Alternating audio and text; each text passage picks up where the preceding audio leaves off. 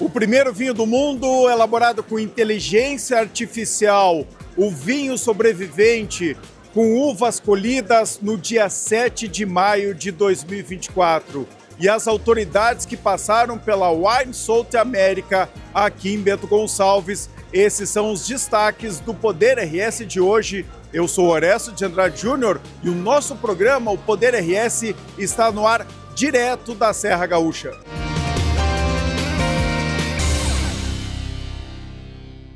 O Poder RS tem o apoio de BRDE, Crédito para Inovar e Desenvolver, o ABRS em defesa da advocacia e da cidadania. EasyGen, com o EasyGen economizar na conta de luz ficou fácil. Quinta do Morgado, suco de uva pura Quinta do Morgado. Pensou em inovação, vem para a Ubra. E Grupo PS, que está lançando o Marco Life Complex, um novo tempo no litoral norte, em Capão da Canoa.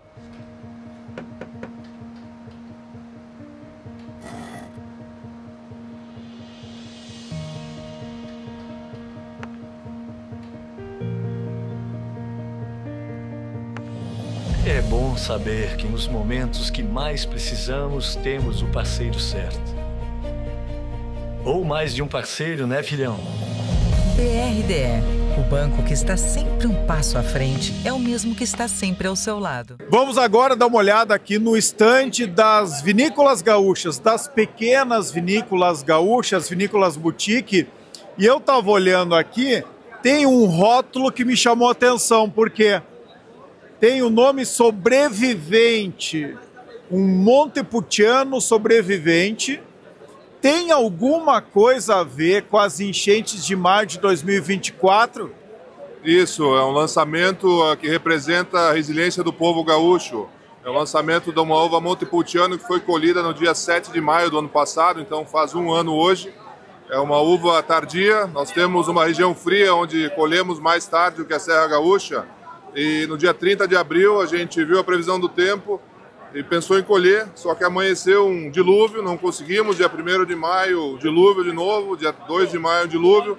O sentimento no dia 2 de maio era que a gente tinha perdido o ponto de colher, iríamos perder tudo, mas a Montepulciano é uma casta com casca grossa, muito resiliente e que, por a nossa surpresa, sobreviveu a toda aquela chuva daquele período.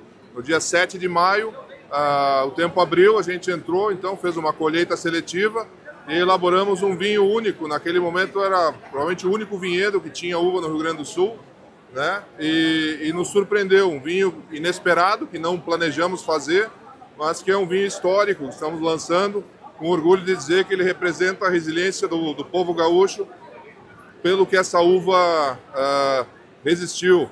Então é um vinho de fermentação nativa, de leveduras autóctones, então representa toda a característica terroir, mas também traz toda a carga emocional daquele momento muito difícil para o Rio Grande do Sul. E no rótulo a gente chamou ele de sobrevivente, por ele ter sobrevivido a toda aquela chuva e fez uma brincadeira, né, de que a uva colhida pela equipe da Arca de Noé.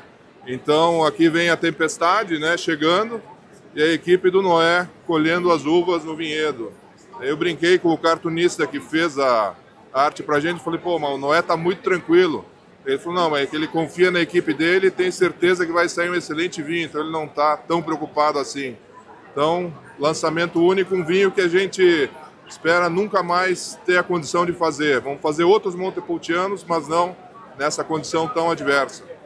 Rodrigo, eu estou impressionado aqui com a tua história, estou arrepiado, emocionado, e eu quero que tu fale, Rodrigo Souza, né, lá da vinícola, eu quero que tu fale qual é o município, né, lá nos campos de cima da serra, né, numa região mais fria, região do Pinot Noir aqui no Rio Grande do Sul, mas eu queria exatamente onde é que fica o vinhedo de vocês, qual é o tamanho do vinhedo. Sim, o vinhedo fica no município de Monte Alegre dos Campos, Vacaria, sentido Bom Jesus, na beira da BR-285. Temos 12 hectares de vinhedo com castas francesas, italianas, gregas, georgianas. E aí estamos testando castas novas para ver o que se adapta melhor na nossa região e buscamos nos vinhos expressar a intensidade de fruta, o sabor, a autenticidade da região. Esse Montepulciano, ele seria um vinho de corte, ele seria um varietal? Qual era a ideia antes de colher? Sim, fazer um varietal, que a Montepulciano se adaptou muito bem na região de São Joaquim e Santa Catarina, e na nossa região é bem similar a São Joaquim, então buscamos fazer um vinho varietal, da casta Montepulciano para compor o nosso portfólio. Quando vocês chegaram no vinhedo e viram que a uva estava boa ainda para ser colhida, foi uma surpresa? Foi uma surpresa muito grande, uma emoção muito grande também, por toda a carga emocional de tudo que a gente estava vendo na televisão, né? Na nossa região, por ser uma região de altitude, a gente não teve enchentes, mas choveu muito, né? Teve problemas de destelhamento, alguns problemas, mas não tão grave quanto as regiões mais baixas do estado. Então foi uma emoção muito grande, ainda é, e aí estamos muito orgulhosos desse lançamento e da nossa equipe e do resultado do trabalho. Posso provar? Vamos lá, vamos provar o Sobrevivente Montepulciano. Quantas garrafas, Rodrigo, foram feitas desse vinho? Então, elaboramos 3.197 garrafas. Deu uma boa produção. Sim.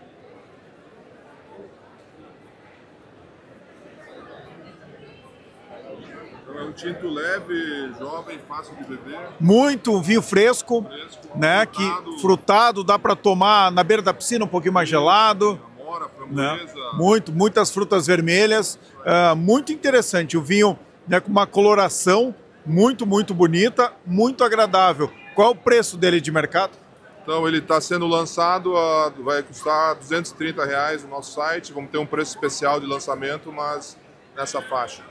E é uma daquelas lembranças que a gente não gostaria de ter, mas já que tivemos uma tragédia aqui no estado, né, que esses símbolos de resiliência, né, eles perpetuem e que fiquem aqui. Como o Cavalo Caramelo, que a gente está aguardando ele lá na Ubra, né, que foi o maior abrigo do Rio Grande do Sul. Eu vou te fazer uma proposta, vou levar um desses vinhos aqui do Sobrevivente, que vai estar no nosso museu lá. A Ubra foi o maior abrigo do Rio Grande do Sul. Nós vamos deixar uma garrafa do Sobrevivente lá, do lado do Caramelo, pode ser?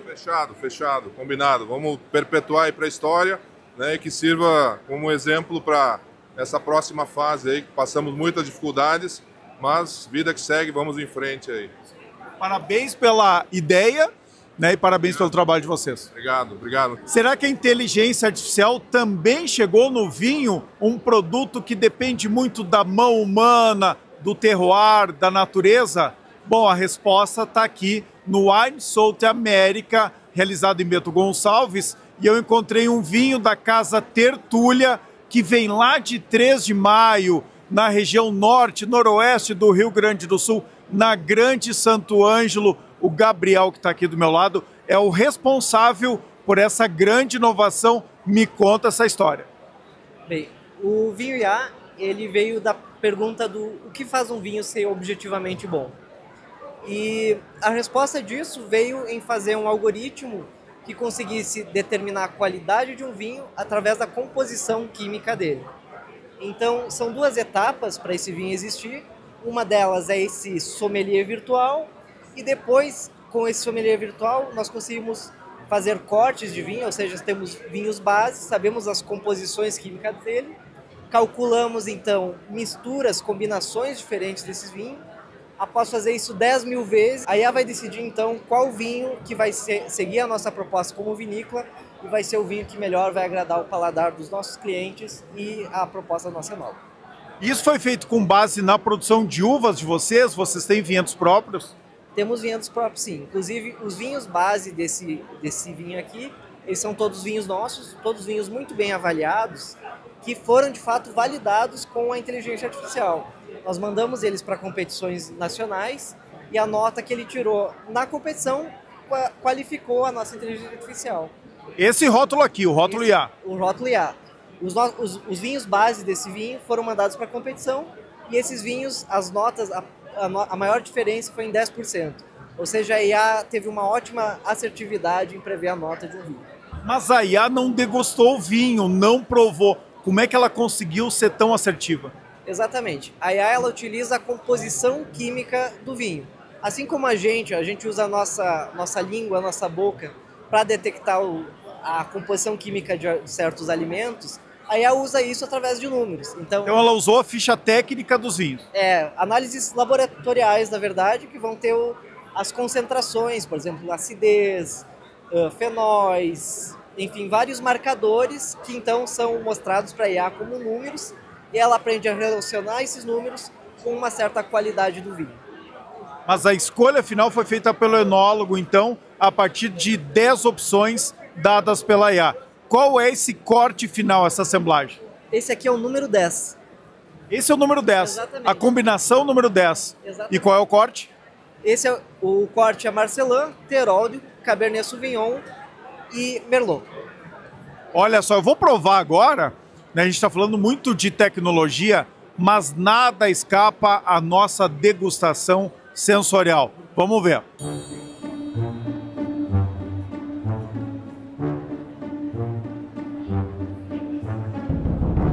Qual é a safra dele? São várias safras, na verdade. Então, como ele é feito de 4 vinhos bases, temos safras de 2019, 2020, temos vinhos com carvalho e sem carvalho também.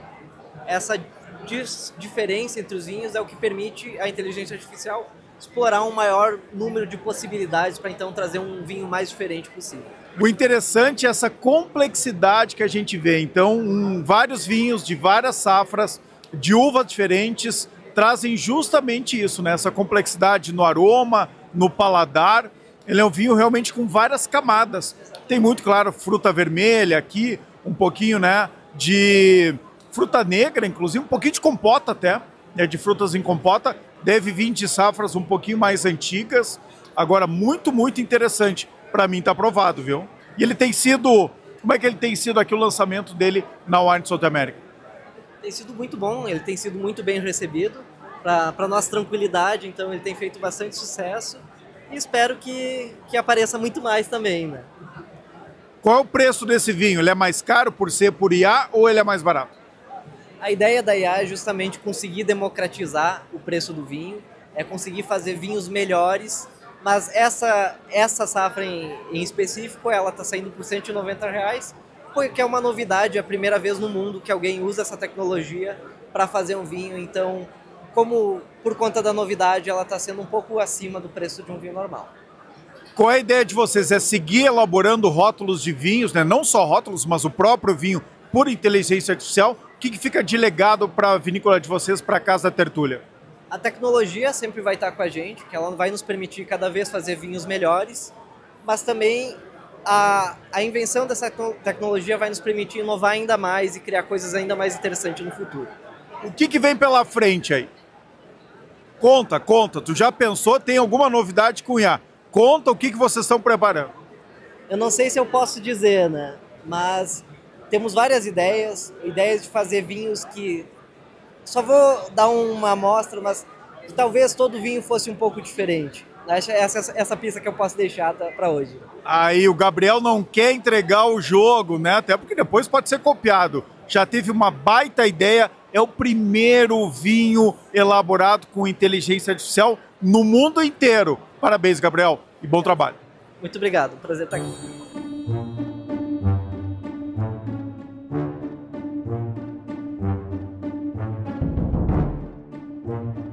Olha só, deputado Guilherme Pazinhas, prefeito de Bento Gonçalves, deputado federal Afonso Ram, os dois estão com a taça vazia e eu vou apresentar um vinho para vocês aqui que eu tenho certeza que vai emocionar vocês dois. Topa? Top, sim. Vamos lá, deputado Afonso? Estamos nessa, até porque eu tô chegando e não degustei nenhum vinho. Então vamos lá, eu vou mostrar um vinho para vocês de uma vinícola dos Campos de Cima da Serra, a Vinícola Soso.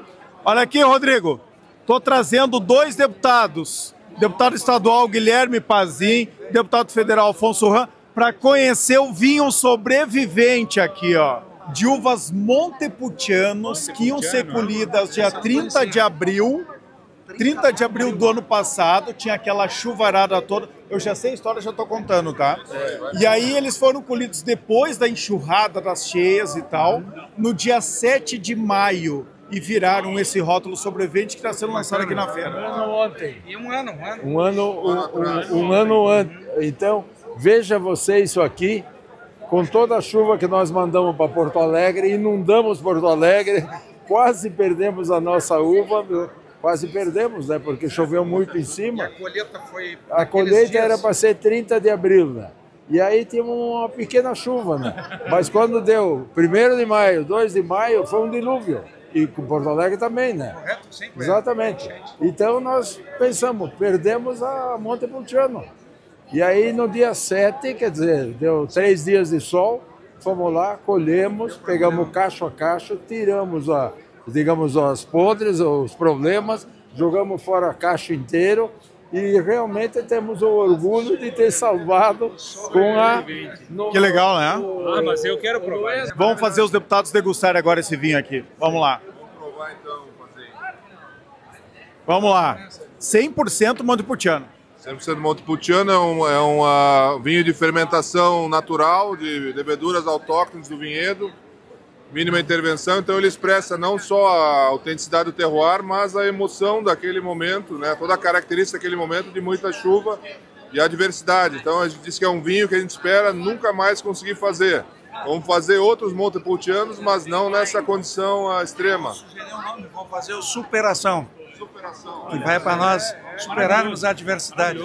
Provou, Pazin, já? Muito bom, vinho jovem, bastante estruturado, um vinho que vai evoluir muito na garrafa. Então, de parabéns. Souza é craque e com essa história vira uma experiência, né? Ele já é uma... que prova exatamente aqui, pelo texto daqui, é uma superação dos gaúchos. Porque eles tiveram que sair nadando, fazendo casas novas e sobrevivendo, e nós salvando o que dava para salvar. Eu acho uma bela oportunidade essa feira aqui, né? Que bom que ela se constitui numa feira de referência. Parece que tem agora os premiados, né? Que vão ser, né, por mais de 1000 amostras para degustação, é isso? E não sei se vocês viram, participou. Não. Esse é um vinho único, né? Ele é hors concurso. Acho que vamos fazer um brinde. Vamos fazer um brinde aqui, então. Nós já tomamos aí. O deputado é plantador de uva também, né? Conhece. Estava contando a 25 mas ele não faz vinho, ele não arriscou ainda. Não, vinho tem que ser feito por quem conhece, quem tem expertise. E a Serra Gaúcha, agora os campos de cima da serra, são incríveis. 19 regiões no Brasil também produzindo vinhos. Nós estamos trabalhando, né, Pazin, para uma legislação que contemple o vinho, reconhecendo ele como alimento ou como um complemento alimentar.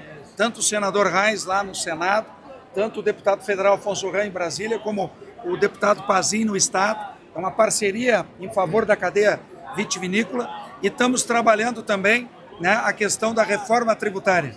Hoje nós vamos conversar um pouco aí com o setor, que é para que a gente preserve ainda uma condição competitiva para os vinhos brasileiros, para nós podermos enfrentar, né, justamente porque em qualidade, em capacidade produtiva, qualidade da uva, qualidade dos vinhos, a gente já tem, mas nos deem condições para competir. Mas aí os vinhos argentinos e chilenos entram sem pagar nada de imposto e metade de toda a garrafa de vinho brasileiro, vinho gaúcho que a gente toma, é o governo que bebe. Bom, na Argentina, né, nós temos aí 19% de tributação total e para o consumo interno só 9%. Eles estimulam o vinho dentro da Argentina, né? Aí você vai para o Chile, também não chega a 20%, e nós estamos aqui com a carga tributária, né, Pazin, de 44,5% média. Tem estados que chega a 54, 53, 54. Então, isso representa o dobro. Então, não tem como nós competirmos. Por isso, a gente está buscando essa justiça e esse equilíbrio fiscal e dignidade e capacidade produtiva para a cadeia da uva e do vinho, não só gaúcho, mas da uva e do vinho brasileiro. Siga esse trabalho, importante. Tamo junto, vamos fazer um brinde aqui agora, fazer um brinde. Aí, puxei o ex-prefeito de Bento Gonçalves, Guilherme Pazin, agora deputado estadual, aqui para o lado, porque ele foi o visionário, né, que fez muita força, muita articulação política para trazer o Wine South America aqui para o Brasil, uma feira consagrada na Itália, e ela está chegando na 5ª edição e está todo mundo dizendo, Pazin, que é a melhor feira e assim, a região está lotada, né? Muita gente do Brasil inteiro, da América Latina, e eu tô vendo que tu tá feliz.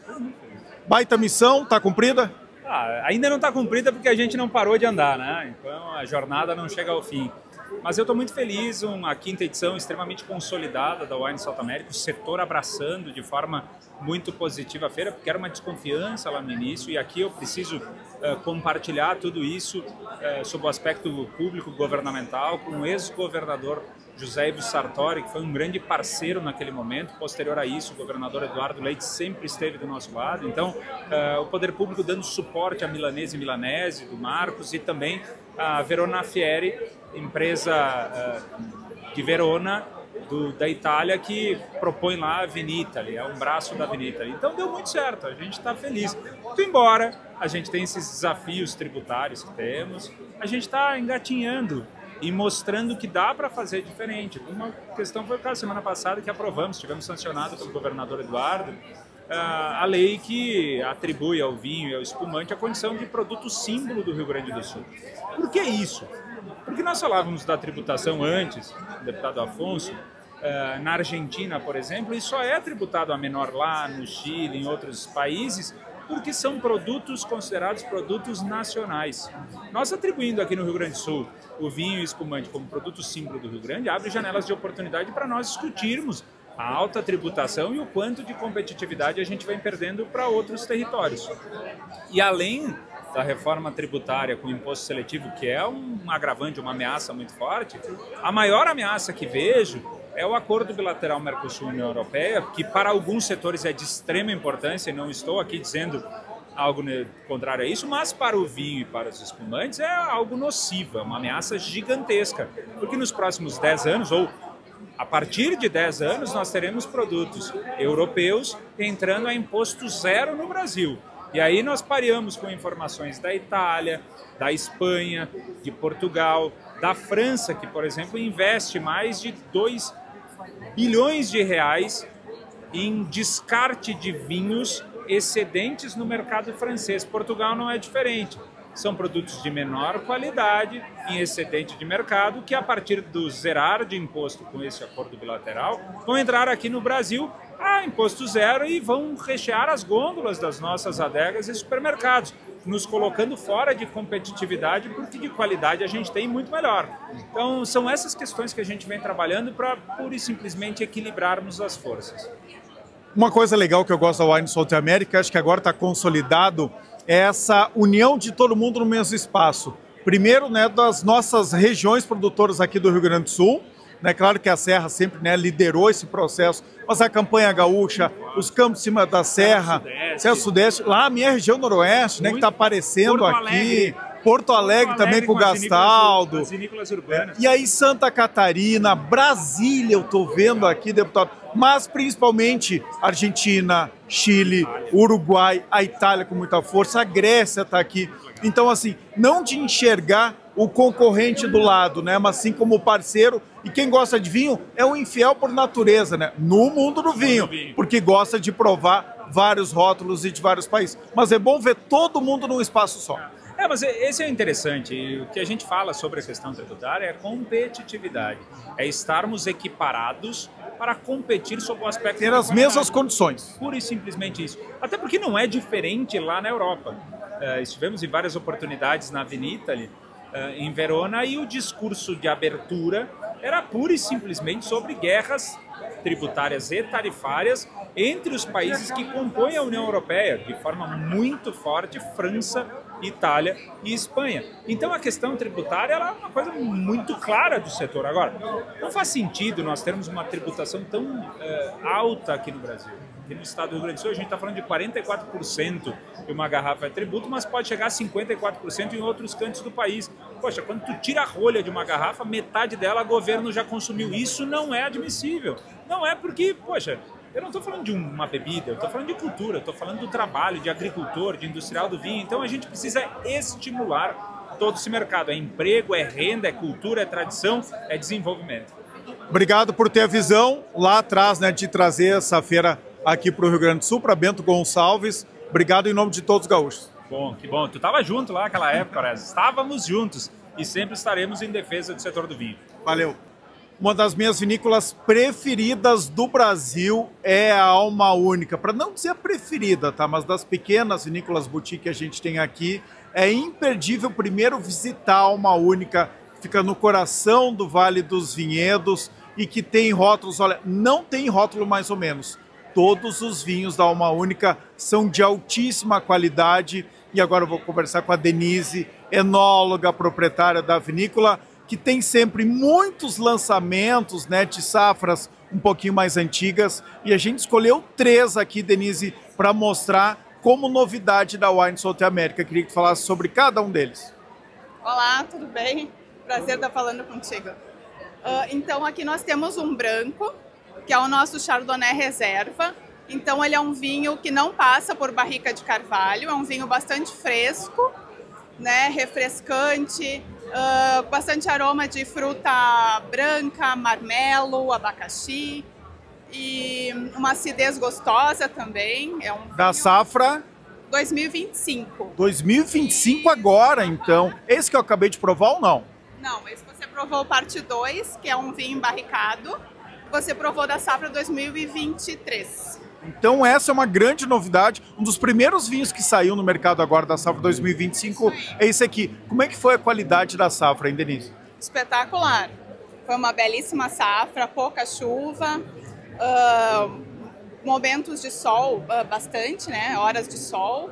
Uma amplitude térmica também bem interessante para manter a acidez da uva. Essas uvas Chardonnay, elas são de onde? Aqui da Serra Gaúcha ou de outra região? Isso, aqui da Serra Gaúcha, do Vale dos Vinhedos. Do Vale dos Vinhedos, que tem DO também. Já é um vinho com DO ou ele vai para a prova da DO mais tarde? Vai para a prova ainda. A gente trouxe ele aqui para ser degustado na feira e a gente ainda vai mandar ele então para degustação. Olha que legal, hein? Um dos primeiros vinhos brancos desta safra agora, 2025. Eu pedi para te trazer aqui esta garrafa Magnum, porque é sempre, eu adoro, né, vinho em garrafa Magnum. Eu queria que tu falasse por que é uma única, né? Tem esse costume, essa tradição de envasar nessa garrafa de 1,5 litro.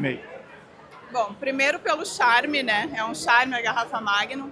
Ela permite que o vinho evolua, então, por mais tempo, né? Ele tem uma evolução mais delicada.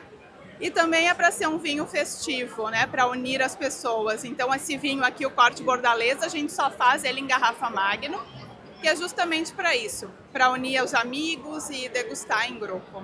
Perfeito. Vamos para o terceiro vinho aqui. É um dos vinhos de uma casta que é símbolo para mim do Rio Grande do Sul. Ficou um pouco abandonada, né? Mas nos últimos anos tem sido recuperada. E é uma única fundamental nesse retorno da Cabernet Franc como protagonista. Nós usamos a Cabernet Franc, então, no corte bordalês também, e aqui nós temos ele como varietal. O Cabernet Franc é uma uva que está voltando com tudo, né? Ela é uma uva super versátil, boa de trabalhar, ela matura super bem no nosso clima. E esse daqui, então, é um Cabernet Franc da safra 2021, que a gente está lançando ele agora aqui, essa safra na feira. Ele tá um vinho bastante refrescante também, uma acidez bem equilibrada. Ele fica 20 meses em barrica de carvalho, francesa e americana. De primeiro uso, eu vou pedir para te servir aqui enquanto tu fala dele. Primeiro e segundo uso. Isso. Qual é a característica, Denise, né, que também é enóloga, da Cabernet Franc aqui da Serra Gaúcha? Bom, a Cabernet Franc, ela é uma uva bastante equilibrada, ela tem um tanino gostoso, né, uma acidez boa também, ela tem aromas de frutas vermelhas maduras, ameixas, e a gente traz ele então em barrica de carvalho, né? Então também pega esse aroma de café, de tostado de chocolate branco. Um pouquinho de coco também, que deve vir da barrica americana. Sim. Um vinho bastante equilibrado, bastante gostoso de tomar. Muito gostoso. Também harmoniza, né? Muito bem com carnes, com massas. Isso. Pratos de molho forte, né? Carne. Denise, obrigado por apresentar as novidades da Alma Única aqui. Pessoal, quem não conhece a Alma Única, né, vinícola no coração dos Vales dos Vinhedos, tem que se programar. Uma das coisas que tem que fazer nesta vida ainda, tá bom? Parabéns pelo trabalho de vocês, que tem uma constância impressionante, Denise. Muito obrigada. Isso aí, a gente busca manter essa constância e a confiança dos clientes. Beleza. Muito obrigada. Olha, que eu encontrei aqui nos corredores da Wine South America o prefeito de Bento Gonçalves, Diogo Siqueira, o anfitrião aqui desta feira. qual é a novidade de 2025? Essa 5ª edição realmente é a maior edição da Wine South America aqui em Bento, prefeito? Andrade, boa tarde. E olha, essa aqui é a maior edição. Eu tenho certeza que ela já ultrapassa muitas feiras tradicionais da Serra Gaúcha. E para nós aqui em Bento Gonçalves é um orgulho gigantesco, porque aqui é o berço do vinho, é a capital nacional do vinho, e a gente fica muito feliz que não é só vinho de Bento Gonçalves. Aqui são vinhos do Brasil, a gente defende muito isso. É fortalecer o mercado nacional, é fortalecer os nossos produtores, e quanto mais visibilidade nós dermos para os nossos produtores, e aqui tem gente do mundo inteiro, a gente precisa mostrar que o nosso produto está taco a taco com qualquer produto do Chile, da Argentina, da Itália, da França. Temos produtos excelentes e esse é o momento para a gente mostrar a qualidade do nosso vinho nacional.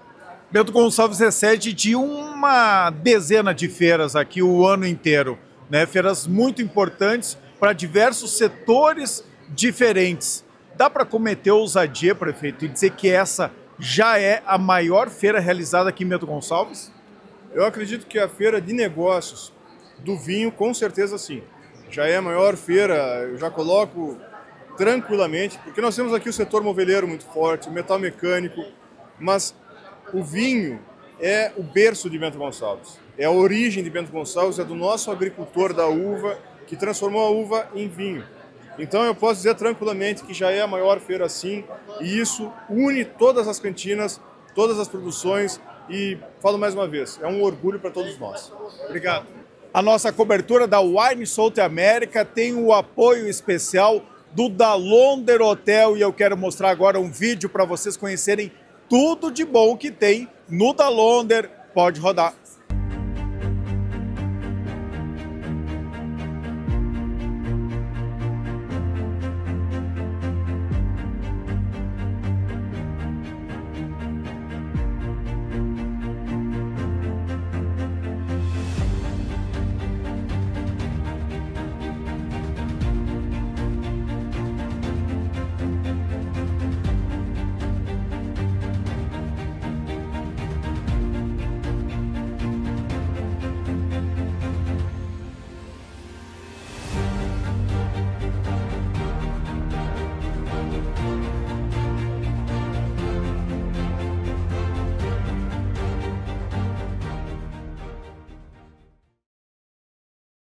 Muito bem, pessoal, em nome de Dalonder Hotel, vamos agora a um breve intervalo e já voltamos com mais novidades e tudo que o vinho brasileiro tem de bom no segundo bloco aqui do nosso Poder RS, sempre em nome de BRDE, Crédito para Inovar e Desenvolver. Já voltamos.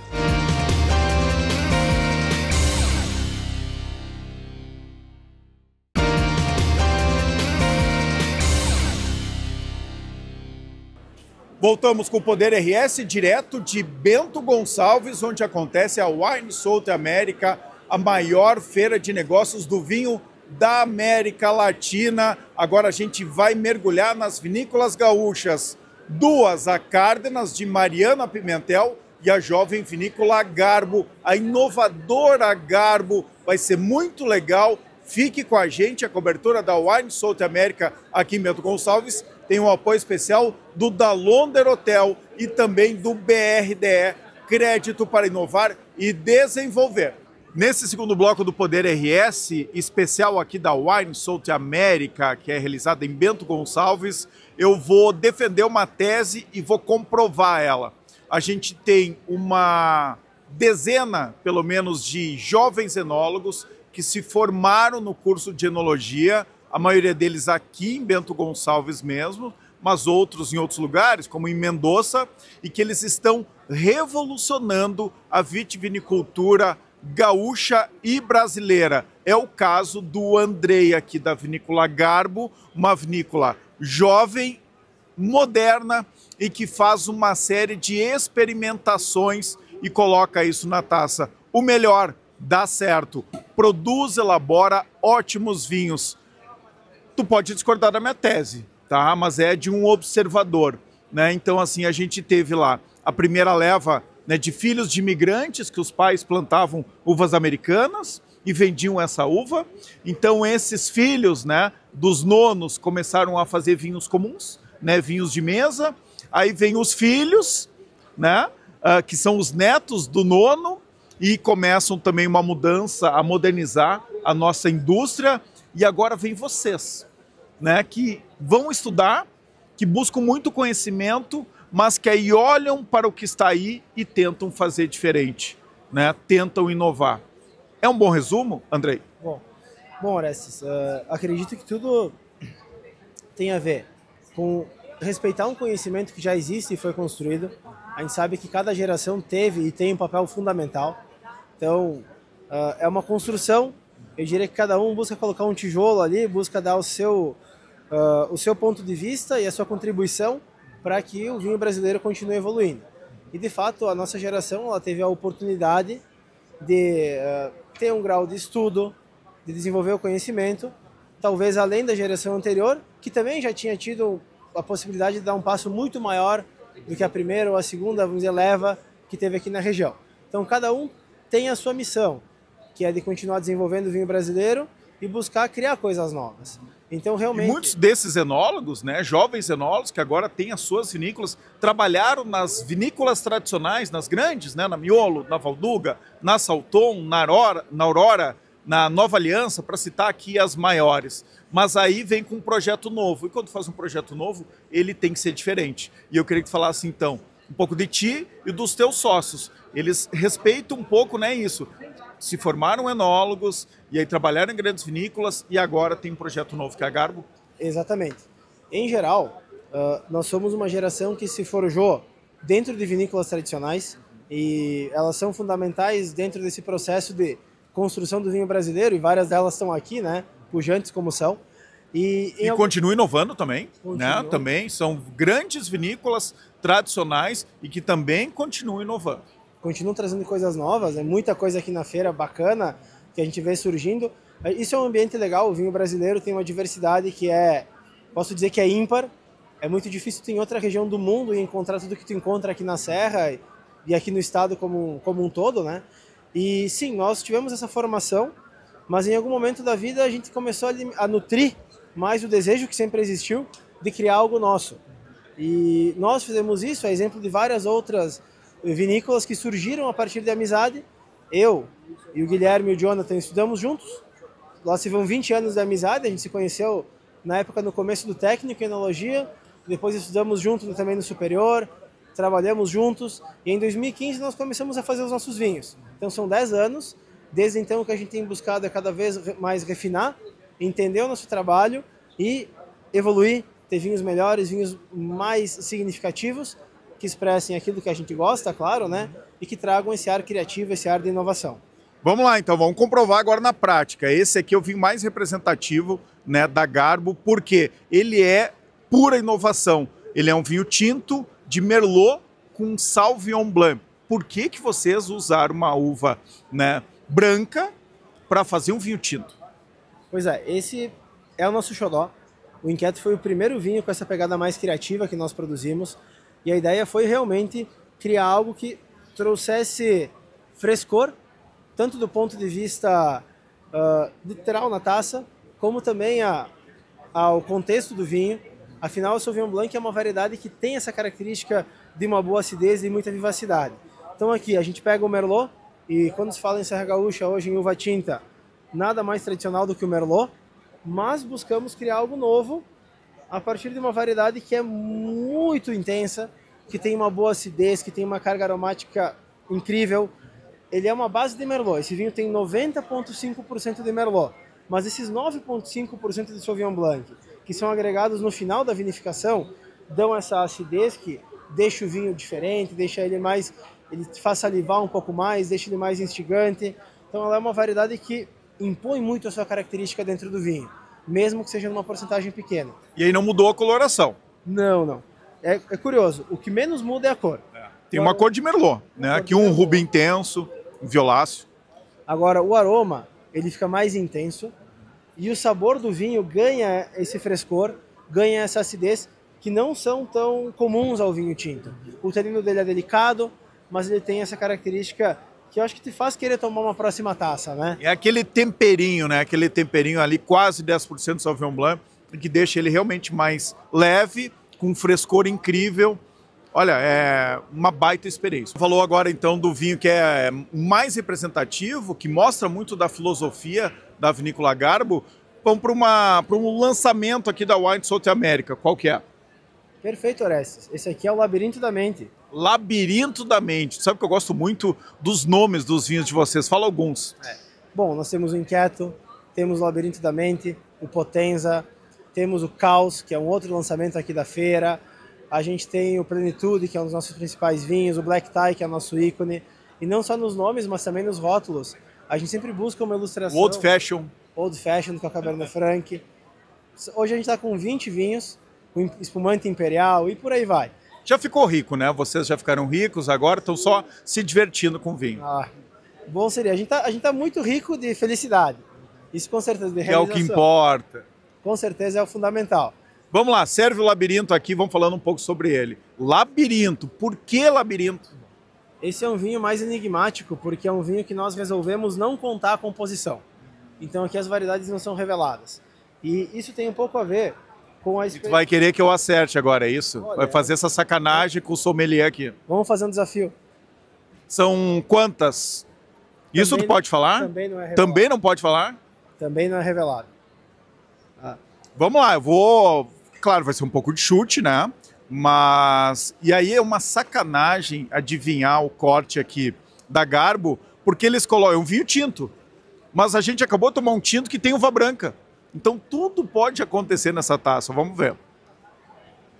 Bom, Orestes, mas tem uma informação sobre esse vinho que é bem legal e essa está revelada. Ele maturou em carvalho, 18 meses, como é tradicional, mas depois que ele saiu do carvalho e voltou para os tanques, antes do envase, a gente trabalhou nesse vinho com aduelas, com as tábuas de castanheira. Então aqui tem um emprego de uma madeira de origem brasileira dentro do vinho. Ó, pura inovação também. Que é uma das novidades que a gente gosta muito de trabalhar. Madeira de castanheira. E o que ela aporta no vinho? Ela aporta um tanino um pouco mais marcado e ela tem um aroma que transita entre o chocolate, o café, um toque mesmo de fruta seca. E você vê como ela agrega um tanino muito firme para o vinho. Então ela entrega, depois que o vinho saiu da barrica, muitas vezes ele já está bastante macio, o tanino está muito domado, e ela agrega, vamos dizer, uma mordida diferente para o vinho, ele ganha um tanino um pouquinho mais firme. Vamos lá, vou topar o desafio aqui para ver que variedades de uvas tem no labirinto, já que essa é um pouco da brincadeira, né? Vocês não revelam qual é o corte. Não está nem no contrarótulo, então. Não está escrito, não está em local nenhum. Vamos lá, então. Eu acho que tem Antelota aqui. Vocês trabalham muito bem com Antelota. Senti que tem alguma coisa de Antelota. Teróldego, Cabernet Franc, Merlot. Chutaria essas 4. É um segredo. Prometo que não conto. Prometo que não conto. Só eu e a minha audiência aqui. Eu também prometi que não conto, então não vou poder falar. Cara, parabéns pelo trabalho, pela coragem de vocês. É isso, sejam inquietos para sempre, né? Sempre trazendo inovações, experimentações. Tem uma coisa boa no vinho. Se não dá tão certo, a gente pode beber igual. Se não der nada certo, a gente pode fazer um bom conhaque. Boa. O vinho é, sobretudo, encontro entre as pessoas. Te agradeço muito por ser um incentivador, um embaixador dos nossos vinhos. E fica o convite para todos que prestigiem, tem muita coisa legal aqui. A feira é uma amostra disso, mas no dia a dia aqui na Serra, com o turismo, com tanta possibilidade de vir para cá e conhecer tanto vinho bom que está sendo produzido. Vocês têm uma loja muito legal aqui nos Caminhos de Pedra. Isso, ela fica nos Caminhos de Pedra. Ano passado nós plantamos nosso primeiro vinhedo em Pinto Bandeira, mas hoje, para quem quiser conhecer a Garbo, a nossa loja Wine Bar fica no roteiro dos Caminhos de Pedra. Beleza, obrigado.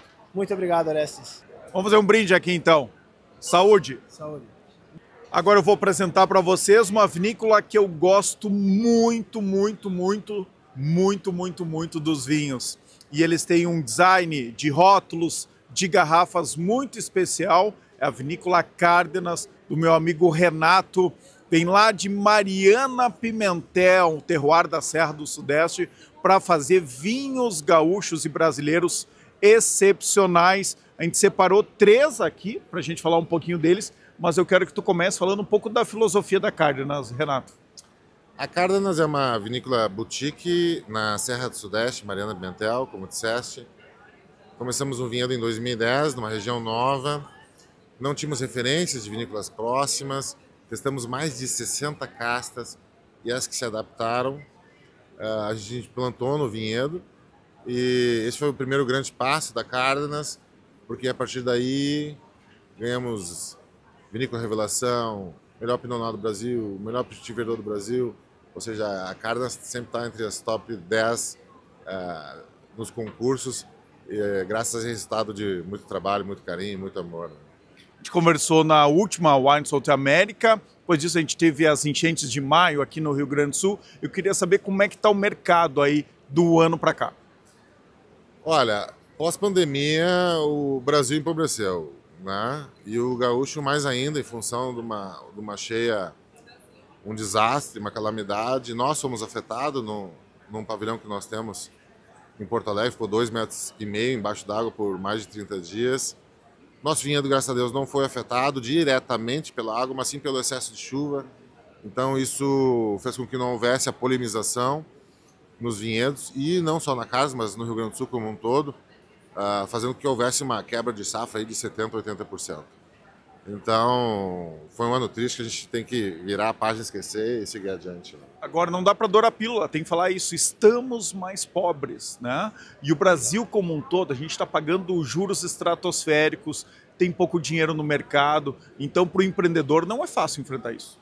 Não é fácil já empreender, no Brasil já é um desafio, a gente meio que rema contra a maré, né? Não há um incentivo, né? Uma pujança, até uma visão de médio a longo prazo que a gente seja otimista. Ou só noticiam notícias ruins, mas de fato tem muita coisa para arrumar na casa. Os nossos representantes aqui no Sul, graças a Deus, têm uma iniciativa, veio o governador, veio os políticos para cá valorizar a importância do vinho gaúcho, do vinho brasileiro. E claro, as importadas também são bem-vindas, é um balizador para nós de qualidade também, mas graças a Deus o Rio Grande do Sul está dando show de qualidade nos vinhos. Antes da gente falar dos teus vinhos, eu quero lembrar ainda das enchentes de maio. Tu falou que foi afetado, né? 2,5 metros no teu depósito ali no 4º distrito em Porto Alegre. E agora eu lembrei que eu te liguei, né, poucos dias depois, e tu disse, né, que tinha ficado muito impactado. Tava com medo até do teu coração, né? De sofrer alguma coisa e tal. Porque eu queria que tu relembrasse um pouco isso, apesar de ser doloroso. Como é que é chegar num lugar onde tu guarda tudo que tu tem de amor, né, pelos vinhos, né, um trabalho duro para implantar um vinhedo, demora anos, depois para elaborar os vinhos tem que deixar também em barricas de carvalho, deixa envelhecendo. O ciclo de um vinho da categoria que tu faz é de 8 a 10 anos, né, para ir para o mercado. E aí tu chega e vê tudo isso embaixo d'água. Como é que foi, Renato? Eu, de fato, infartei. Fui parar no hospital. Quando eu abri aquele pavilhão, já foi difícil acessar o pavilhão. Barro, aquele cheiro horroroso. Muito trabalho para fazer. Ao abrir o pavilhão, filmei alguma coisa, voltei para casa, comecei a editar os vídeos. Dor no peito, dor no braço. Fui dirigindo até o hospital e fiquei lá 10 dias, né? Tu infartou então mesmo? Infartei. Foi realmente um impacto. Claro que foi a gota d'água, né? Eu sou fofinho, isso colaborou. Mas a gente realmente fica impactado, mas às vezes a gente não percebe até que o organismo te avisa, né? Então, cena muito triste, e não só comigo, em ver os vizinhos, os amigos, as pessoas que a gente almoça, encontra no restaurante próximo, com aquela cara de velório, né? É triste lembrar, triste demais. Mas vamos virar a página então, vamos falar de coisa boa, né? Esse aqui, ó, essa é uma das embalagens mais legais de vinho que a gente tem aqui no Brasil, né? Que é uma reprodução de uma ânfora. É uma ânfora. É uma ânfora, né? Uma pequena ânfora. Exato. Inclusive o vinho continua envelhecendo nesta garrafa de ânfora aqui. Renato, explica por que tu escolheu essa embalagem. Esse é um projeto que surgiu devido à falta de garrafas de vidro durante a pandemia. Então, eu sou de formação engenheiro mecânico, então para mim não é difícil desenvolver e projetar produtos, e fomos parar na cerâmica. E a ideia era voltar à ancestralidade do vinho em ânfora, mas ele não passa por uma ânfora de barro, a ânfora é a embalagem. Uma ânfora de cerâmica desenvolvida e patenteada pela Cárdenas, escuro absoluto, 5 vezes mais isolante térmica que o vidro. E o vinho, ao passar pela alça, ao ser resfriado, o vinho circula pela alça, circula pelo vinho, amaciando os taninos, dando um toque, um envelhecimento diferente para esse produto que está aqui dentro. E, é claro, somente vinhos especiais, vinhos premium, é que entram nas ânforas. Eu queria fazer uma embalagem, um produto tão legal que a pessoa não colocasse fora, porque tem um custo, né, para fazer essa embalagem, mas não tem sentido eu fazer algo que seria descartado. Claro. Então, a reutilização desse produto aqui, os clientes estão fazem abajur, fazem, olha, reaproveitam de várias formas, e isso é o legal. Ele não volta como garrafa de vinho, mas é utilizado para decoração, para outros produtos. Então, foi um projeto bem legal de se desenvolver. É sustentável também, né? Vamos falar do líquido. Aqui tem um Taná e aqui tem um vinho de uma variedade diferente, Rebo, 2022. Esse aqui é um Taná? Nós temos um Taná 2017, um Merlot 2016 na ânfora branca, e na Rebo 2022 está na ânfora preta e na ânfora branca. Todos super premiados. O Rebo 2022 foi eleito um dos melhores vinhos do Brasil pelo Guia dos Corteados. Então são, de fato, vinhos especiais que a gente coloca aí na ânfora. Vamos falar do outro aqui, que aí é numa garrafa normal, mas que tem um rótulo muito especial. Esse é o melhor Petit Verdot do Brasil, a gente pode falar isso, e não sou eu nem o Renato que estamos falando. Ele ganhou prêmios, né, que dão esse título para este vinho, e aqui tem o rótulo Duas Meninas, e eu queria que tu falasse um pouco primeiro dele e depois do Petit Verdot. Esse vinho ele é muito legal. Graças a Deus, todos os Petits Verdots que lançamos, todos foram eleitos melhores do Brasil. O que mostra que, de fato, Mariana Pimentel é a terra do Petit Verdot. E é uma casta que é muito rara de ser encontrada por 100% varietal, porque é uma uva de ciclo longo, e algumas regiões são mais frias e ela não chega a amadurecer totalmente. Mas em Mariana Pimentel a gente consegue esse trabalho, esse manejo no vinhedo, e graças a Deus é uma uva que nos enche de orgulho, e é meio que a queridinha dos enólogos, sommeliers, enófilos, porque encontrar um Petit Verdot 100% varietal já é difícil, encontrar um belo Petit Verdot ainda é mais difícil. Então, no corte bordalês, né, o Petit Verdot é o temperinho aquele, né? Entra com 2% dos melhores vinhos franceses. Agora, tem um Petit Verdot aqui 100%, eu gosto muito de utilizar esse vinho em degustações às cegas, colocando ele com franceses, com italianos, e é sempre surpreendente o resultado. Na Europa, dificilmente tu vai encontrar um Petit Verdot 100% varietal, justamente pela latitude, ser um lugar mais frio. E eu digo sempre, prova às cegas derruba muito o tomador de rótulo. Né? Derruba muito preconceito. Então, e para quem fica cobrando que o Brasil tem uma marca, né, como a Carmener do Chile, como a Malbec na Argentina ou a Taná no Uruguai, eu sempre digo o seguinte, o Brasil nunca vai ter uma uva símbolo. Tem aqui, claro, o Merlot, né, uma uva muito valorizada no Vale dos Vinhedos, mas a grande marca do Brasil é a diversidade, Renato.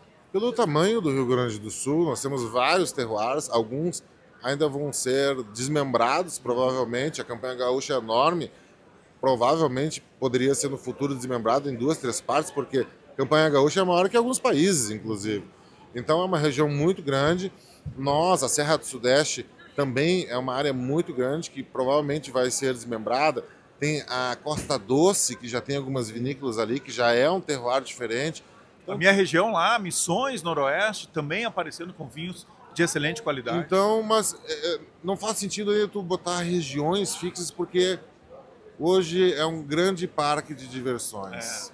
Várias uvas sendo testadas, várias castas sendo testadas, maravilhas aparecendo, como o caso do nosso Petit Verdot. Eu digo de boca cheia que o Taná gaúcho, da Serra do Sudeste e da campanha gaúcha, dá de 10-0 no Uruguai. Olha só, de 10-0. Eu vou dar uma dica aqui para quem gosta de vinhos e às vezes fica um pouco perdido, né, nessa imensidão de rótulos.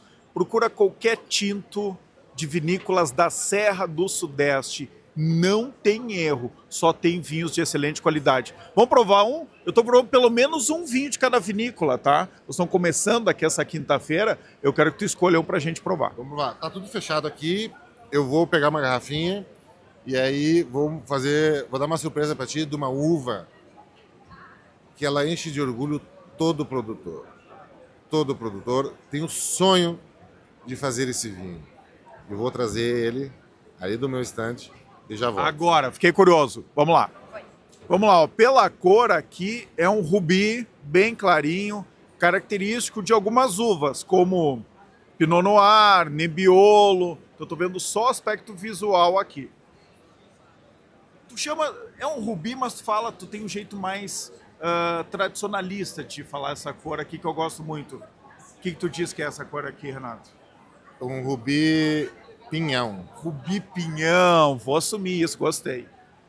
A gente, assim como o paladar, né, não adianta a gente falar de frutas e cores que a gente não... É da nossa cultura. Né? Eu não vou falar de frutas europeias, por exemplo, né? A gente puxa sempre para o nosso paladar. Sabe que eu sou fã de Pinot Noir, né? Eu comecei minha incursão pelo vinho, tive a chance lá em Bordeaux, e aí tomando, né? E depois na Borgonha, tomando os melhores Pinot Noirs que vêm da Borgonha. E eu acho que é um Pinot Noir, tá? Poderia ser um Nebbiolo, poderia ser um Nebbiolo. Agora, se for Pinot Noir, ele é muito característica da Borgonha, porque ele é muito complexo. Deve ter um pouquinho mais de idade aqui, inclusive. Mas vamos lá. Exatamente. Um Pinot Noir. É um Pinot Noir? É um Pinot Noir. E é um Pinot... Muito complexo. O primeiro Pinot Noir que nós lançamos foi eleito o melhor Pinot Noir do Brasil. Esse aqui é o segundo, safra 2022. Um Pinot Noir de 13,6 de álcool, ele engana. Olha. Ele engana a gente. Temperatura tem que ser 18 graus, a temperatura de serviço. E é um Pinot Noir com muita fruta, muita fruta. Vamos lá, vamos brindar aqui. Eu vou acabar o Poder RS de hoje aqui brindando com esse, ó, melhor Pinot Noir do Brasil. Procurem, viu, da Vinícola Cárdenas. Saúde. Saúde. Aqualocos no inverno e no verão. Aqui não tem tempo ruim, tudo é alegria. Curtir o dia numa boa com toda a família. Aqualocos é pura diversão. Faça chuva ou faça sol, no inverno e no verão. É Aqualocos, yeah.